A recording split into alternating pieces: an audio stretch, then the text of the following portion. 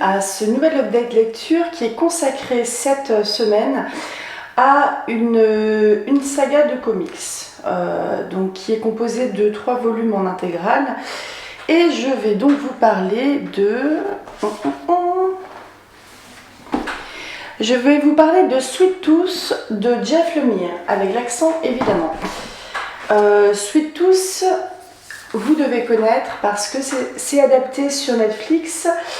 Il y a pour le moment 2 saisons de sortie, il me semble, ou la deuxième doit sortir, je ne me souviens plus, à vérifier. Et c'est une production de Robert Downey Jr., notre Iron Man international. Sweet Tooth de Jeff Lemire, c'est publié aux éditions Vertigo. Donc ça, c'est le premier volume. Je vous lirai le 4e après. Le second volume, où vous voyez que le gamin grandit. Et le 3e et dernier volume. Je vous lis le 4e de couverture. Volume 1. 10 années se sont écoulées depuis la mystérieuse pandémie qui frappa la Terre et décima la quasi-totalité de la population. De celle-ci naquit une nouvelle espèce, mi-homme, mi-animal. Gus fait partie de ces enfants hybrides dont on ignore tout, livré à lui-même depuis la mort de son père.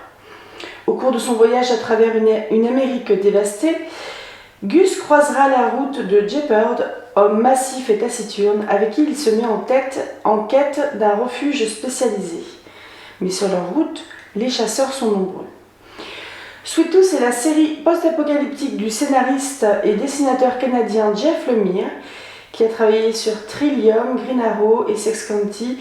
Il me semble bien qu'il est au scénario ou au dessin aussi de plusieurs comics sur Moon Knight dans le monde de Marvel.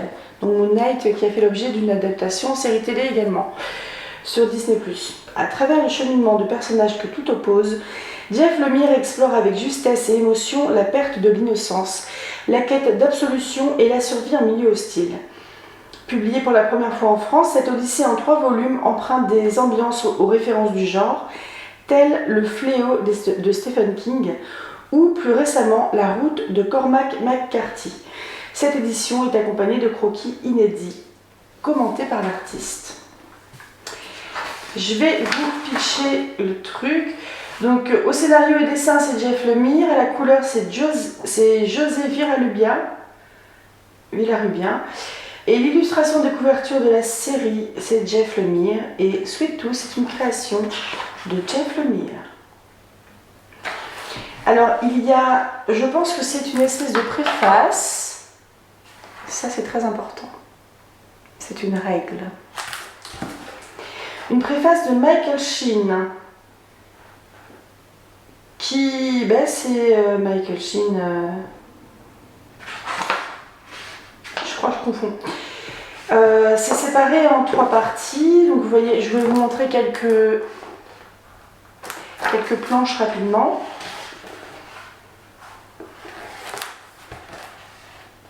Donc vous voyez bien, il y a l'enfant cerf.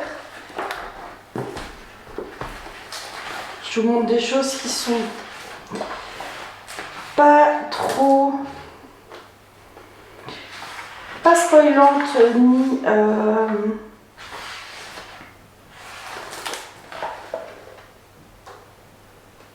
donc on est vraiment bien dans du post-apo. Je vous montrerai les planches ensuite. Donc Sweet Tooth, je l'ai lu parce que je lis assez peu de comics et je l'ai lu quand la première saison de Sweet Tooth est sortie sur Netflix. Je suis tombée amoureuse de la série et du coup j'ai eu envie de creuser un petit peu parce que j'avais surtout besoin d'avoir la suite. L'adaptation prend un chemin différent de celui du comics, mais c'est tout aussi intéressant. C'est quelque chose que j'ai lu il y a du coup 1 ou 2 ans facilement, donc je vais essayer de m'en souvenir, de pas trop spoiler. Nous avons donc dans ce monde c'est notre monde. Dans notre monde, il y a eu 2 événements qui sont arrivés à peu près en même temps et qui sont les gens pensent que c'est lié.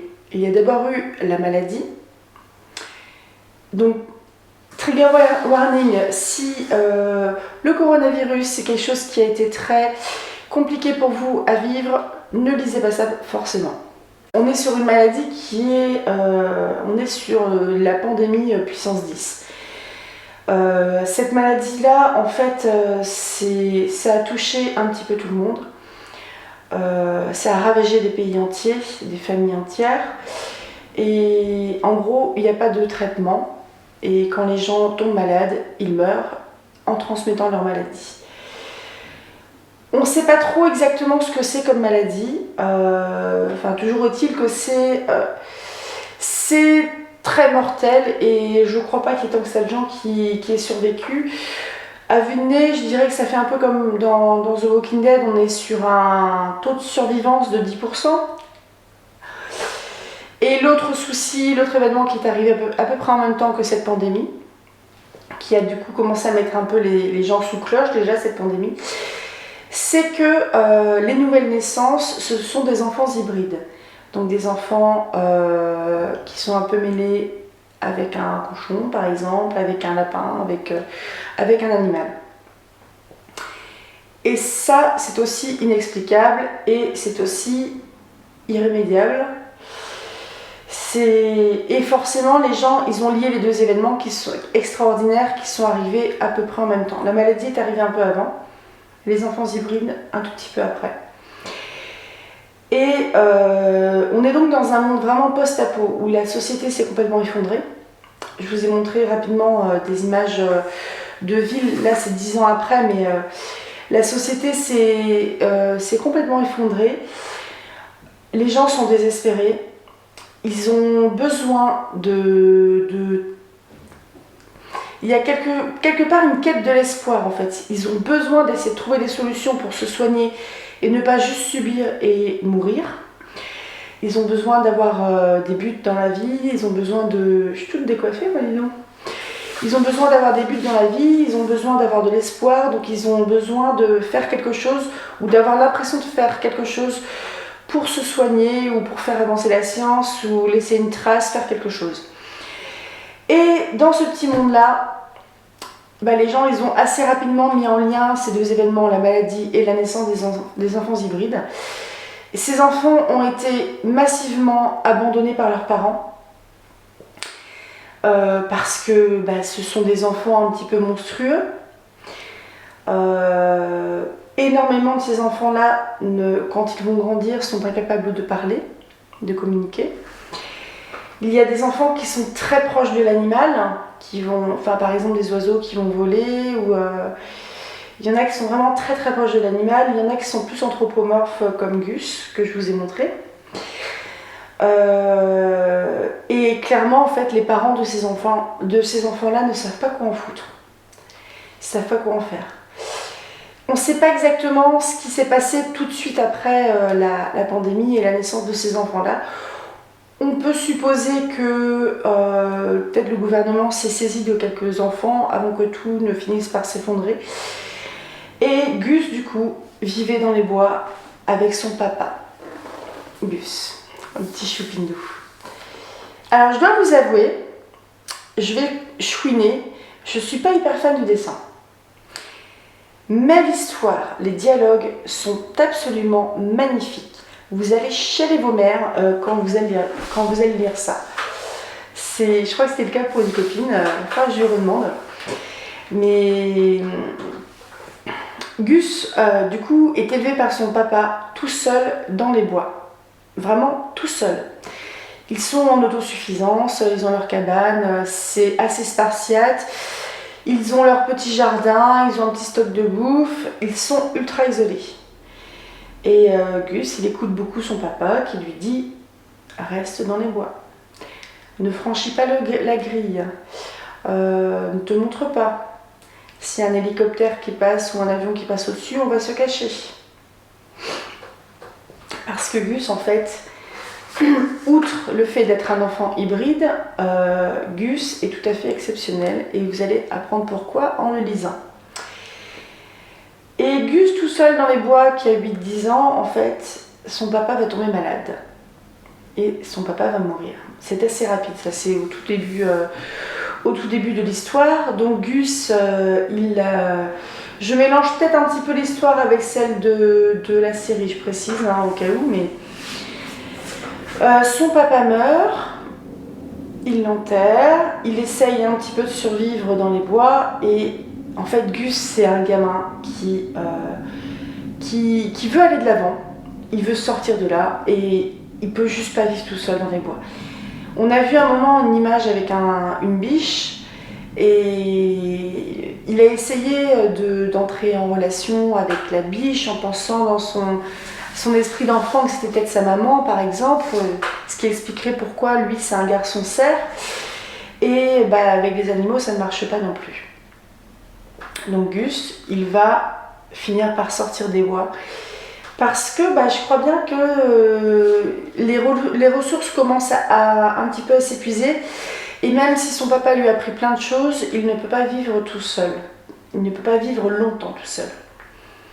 Sauf que pourquoi son papa lui interdisait de sortir des bois? C'est parce que les gens dehors, ceux qui survivent encore, ceux qui ont eu des enfants hybrides, ceux qui essayent de fuir la maladie, de se soigner, il y a parmi eux une espèce de milice qui chasse les enfants hybrides. Parce que la maladie est arrivée, ces enfants-là aussi, il y a forcément un lien. Donc c'est un lien qui a été fait. Donc c'est des enfants. Donc Gus, il a 10-12 ans au début de l'histoire.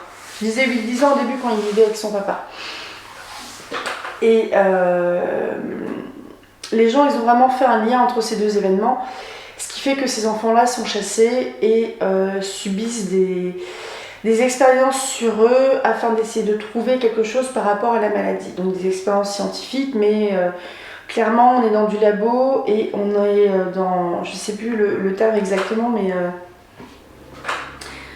c'est des gamins qui vont être tués pour la science, qui vont finir par mourir pour la science. Et en fait tout le monde s'en fout. Donc Gus, il sort du coup de son bois, de ce qui a formé toute sa vie jusqu'à présent. Il commence à enfreindre les règles de son père et du coup il sort de ce bois et il se met assez rapidement en danger. Mais il va rencontrer Jepperd. Et Jepperd, comme dans la série télé il me semble, c'était un ancien joueur de hockey. Dans le comics il est un peu plus âgé. Jepperd, c'est un grand costaud. C'est le grand costaud qui a toujours su se défendre. Il est doué pour se battre, il n'est pas doué pour les relations humaines. Et il va commencer à se former un lien entre Gus, qui est d'un côté très innocent, et Jepperd, qui a quelque part aussi un parcours de rédemption à faire. Et c'est juste absolument magique. C'est une relation qui est superbe. Je suis très très fan moi des relations comme ça, un petit peu comme dans The Last of Us ou aussi dans The Walking Dead où il y a quelques adultes qui pouvaient prendre en charge des enfants qui n'avaient plus de parents. Et dans un environnement qui est fort fort hostile, je suis très fan en fait des relations, on va dire familiales, mais qui ne sont pas des relations où c'est pas une vraie famille, c'est une famille qui se choisit, c'est pas une famille qui préexiste. Et vraiment, on est là-dedans. Et on va suivre l'histoire de Gus, de Jepperd, de cet univers, de la chasse des enfants hybrides. C'est dur. Honnêtement, c'est une lecture qui est pas facile. Et quand on va apprendre en fait la raison qui est derrière tout ça, donc tout ça, à savoir la maladie et les enfants hybrides, eh ben, je peux vous assurer, vous n'allez pas vous y attendre. Je vous en dis pas plus, mais on va le savoir. Contrairement à une série, The Walking Dead, je ne sais pas si on le sait maintenant parce que j'ai du mal à reprendre la série parce qu'elle me gonfle. Mais dans Sweet Tooth, on va apprendre pourquoi il y a eu cette catastrophe-là. Et l'histoire de Sweet Tooth au début, c'est vraiment sur le début de... c'est 10 ans après la pandémie, mais ça va se dérouler sur quelques mois, voire quelques années. Et après, on va voir la suite. On va voir la suite. Et c'est vraiment des... je vais vous montrer les autres histoires. Donc dans le premier tome de l'intégrale, Gus, c'est un enfant, il a 10-12 ans, comme je vous avais dit. Dans le deuxième, je vais vous lire le quatrième du deuxième, ça veut rien dire. La fin du monde n'était que le début d'un long voyage pour le jeune Gus, désormais conscient que le sang qui coule dans ses veines pourrait bien être la clé d'un futur possible pour l'humanité. Maintenu en détention par une milice armée et sans pitié, le jeune garçon devra compter sur l'aide d'un Jeopard avide de vengeance. Ce dernier saura-t-il s'associer aux bonnes personnes ? Car une fois libérés, certaines forces peuvent rapidement devenir incontrôlables. Et vous voyez, en fait, ils font une comparaison avec le fléau de Stephen King ou La route de Cormac McCarthy. Les deux sont des romans qui ont été adaptés en film. Le fléau, c'était... Bon, ça a vieilli, clairement. Mais la route de Cormac McCarthy, on est vraiment sur quelque chose de... Pardon. On est vraiment sur quelque chose de désespéré. J'essaye de trouver des trucs un peu mignons.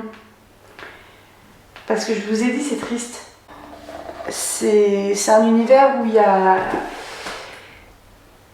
a pas grand chose en fait qui permet de se maintenir à flot et de se dire ça va aller mieux. Parce que ça ne va pas aller mieux. Parce que c'est globalement la merde partout. Et que tout simplement les gens font ce qu'ils peuvent. On peut même pas reprocher en fait à la milice de chasser ses enfants parce qu'au final ces enfants-là, je vous montre juste une partie si je me... On ne peut que comprendre que ces enfants soient chassés. On peut aussi que comprendre que des gens veuillent les protéger et que ces enfants veuillent vivre du mieux possible normalement. Donc c'est des gens qui se planquent pas mal aussi parce que un petit peu comme dans The Walking Dead ou La Route, les survivants qui essayent d'éviter de tomber malade ou de se faire voler leurs enfants, ils se planquent aussi parce que il y a du pillage, parce qu'il y a des scènes assez hallucinatoires aussi. Donc il y a du danger, le danger est absolument partout et ils ne peuvent pas faire confiance à grand monde. Et je sais pas pourquoi, le post-apo c'est un genre qui me parle particulièrement. Le troisième tome, on est toujours sur Gus. Alaska, 1911. Oh, c'est bizarre. Scientifiques et marins endurcis bravent les mers gelées dans le but de retrouver un groupe de missionnaires portés disparus. Un siècle plus tard, dans le Nebraska, Jeopard et Gus s'apprêtent à exhumer un secret qui pourrait bien faire de leur refuge le théâtre de leur perdition. Sans le savoir, les destins entrelacés de ces hommes et femmes que tout sépare détermineront l'avenir de l'humanité. On en est là. Hein. On en est vraiment à l'avenir de l'humanité. J'essaye de vous trouver des planches qui ne sont pas trop spoilantes. Ni trop sanglante. Je vous préviens, c'est pas archi-graphique non plus, mais il y a des scènes qui sont pas non plus... c'est pas très youpi tralala.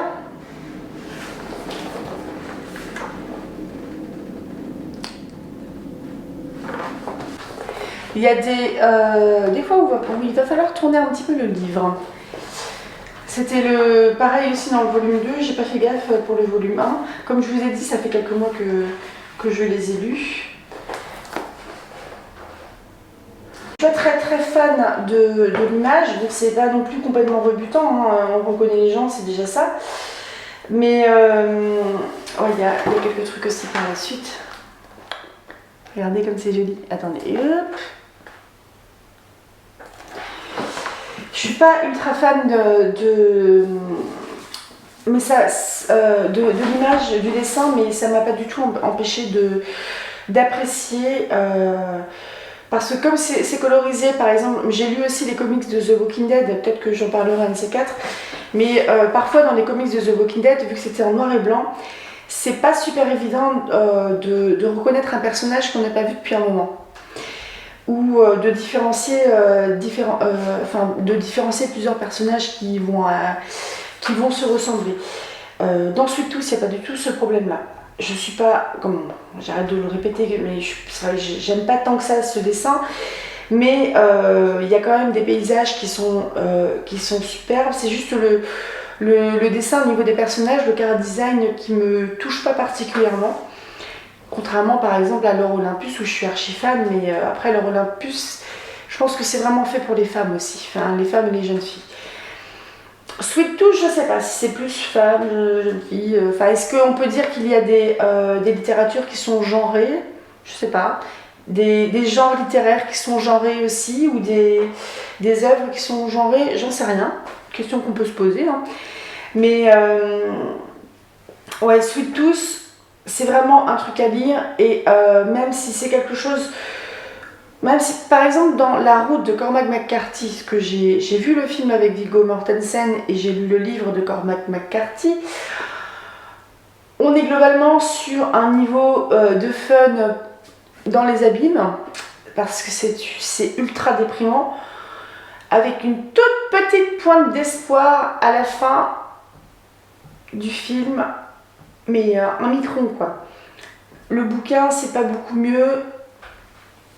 Bon, c'est pas le truc à la tragédie grecque où et boum tout le monde meurt à la fin, mais c'est beaucoup de monde meurt à la fin, mais dans Sweet Tooth aussi. Sauf que dans Sweet Tooth, en fait on assiste à la fin de l'humanité telle qu'on la connaît, et du coup à la naissance d'une nouvelle humanité qui a été rejetée, et c'est quelque chose d'assez... ça m'émeut. Je vais en faire combien des vidéos où je suis émue?